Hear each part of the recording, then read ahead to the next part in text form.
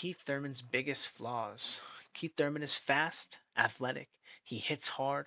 He's hard to find in the ring sometimes, but he doesn't keep his hands up in a position to guard the line, and oftentimes it'll be really easy to kind of walk him into a shot.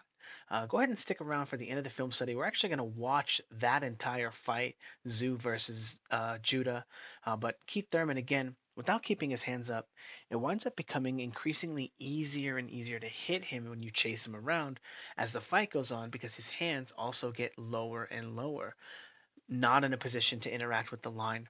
However, it's not easy to just chase Keith Thurman around. He's, again, very fast, athletic. He hits hard, and he's able to get on the line with big power shots, hook, right hand to the body. When you try to get your counters back, he's able to follow up as well. Very, very, very difficult to fight when he's ready to punch. But when he's not, oftentimes it's very, very easy to hit him. He doesn't react to punches very well. He'll have very, very wide, swingy defenses. And again, because his hands are not in a position to defend the line, he'll rely on athleticism and things like this, which put him really far out of position, not only for coming back with a punch, but actually blocking a punch with his hands up if that punch winds up getting to him anyway. Now, again, over and over and over again, Keith Thurman showing that he's actually a pretty hittable guy. Hit right through the guard here, hit really hard right here with the left hook. And again, his defense not good at all. However, once he gets going, you really do have to respect how hard he can hit and how quickly he can get back to the line with meaningful punches. But again, moving around, so easy to hit because his hands are down. And Tim Tszyu has, one of the better 1-2s in all of boxing.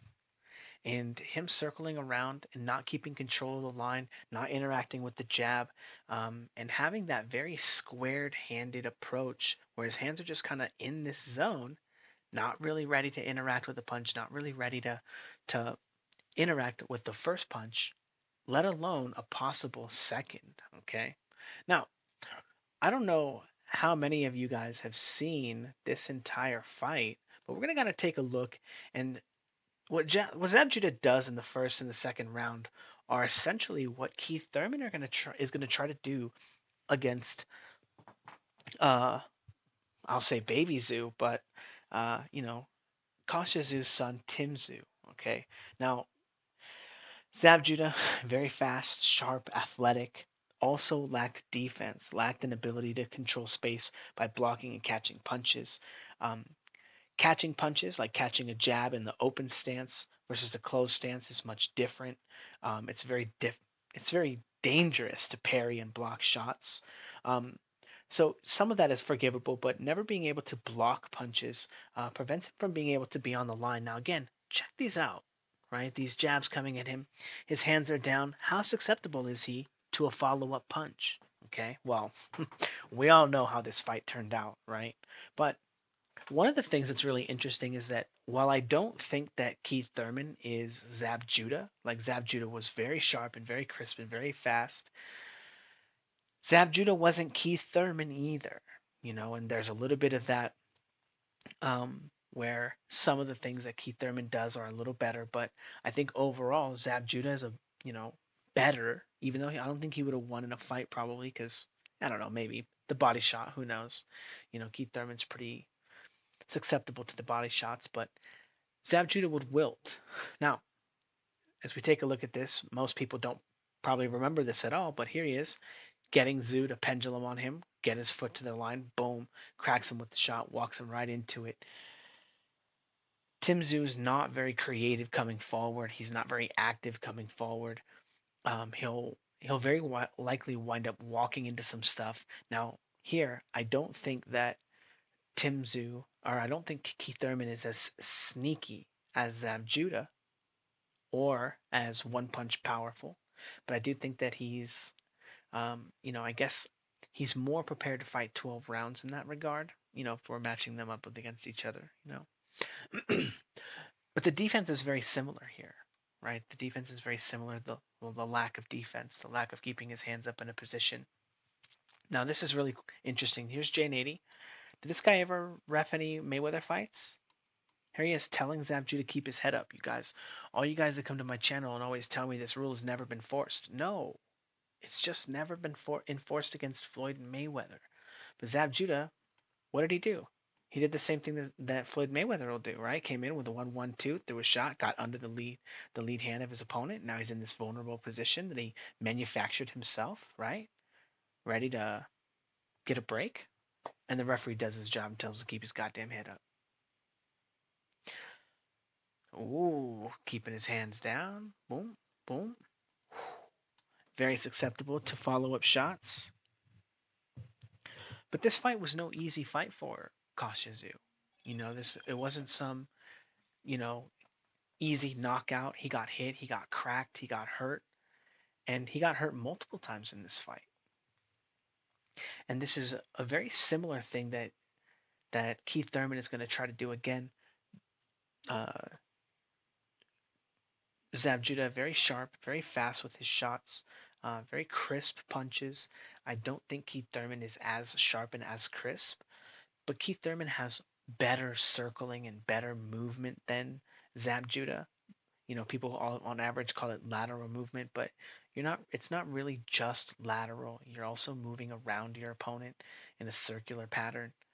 Um, um, but I think that again now looks very similar to the ending of the fight, right? So Cautious You does tighten up and find those shots. Now, I do want to say again, I think Keith Thurman a little bit better at circling than uh, Zab Judah. Tim Zhu not as good at cutting the ring off, not as good at being a pressure fighter as his dad, as Koshizu. Um, and I think that this kind of goes in Keith Thurman's favor, but it's like it winds up being a little bit more dramatic of a shift than just, you know, Keith Thurman is a little bit better at circling. And I know this is the open stance versus the closed stance.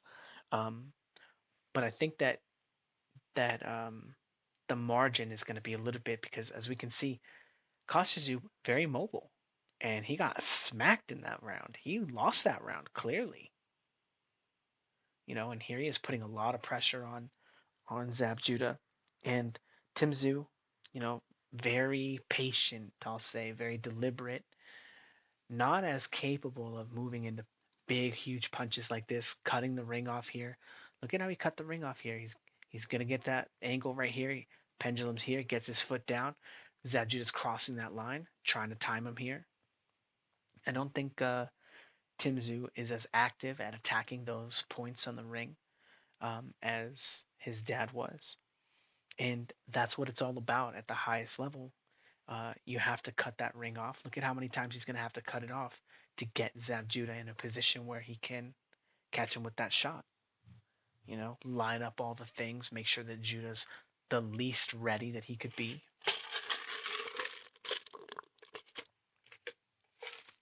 But again, I think this is a pretty good template for what we should expect with Keith Thurman and um, and Tim Tszyu. However, I think Keith Thurman is much more likely to be throwing leaping stuff. He's much more likely to be penduluming. He's much more fluid. Um, but again, I want to say less sharp and less crisp than Zab Judah. Zab Judah is much more of a sharpshooter. Now, Zab Judah, this is at 140 pounds, right? So these are 140-pound guys. I also don't think Tim Tszyu, pound for pound, is as good of a puncher as his dad. I think his dad is a better puncher on average.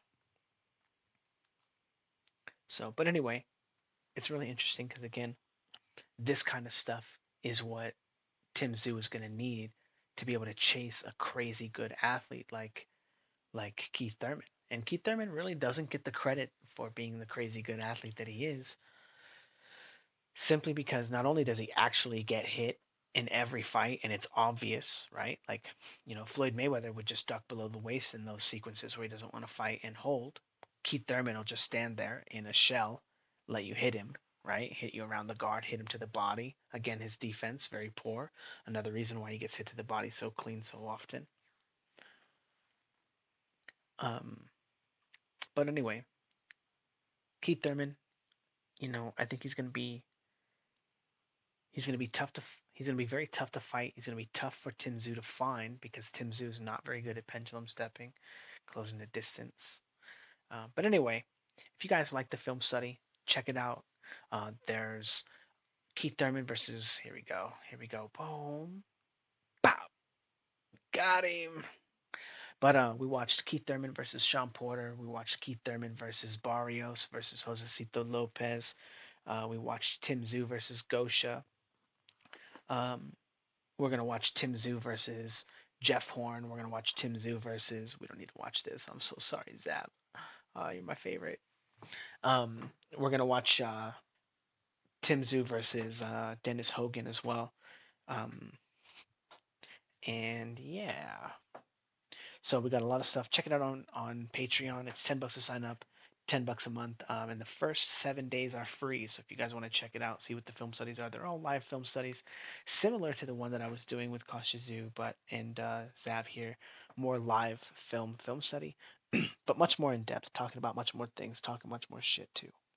So if you guys enjoyed the film study, check it out.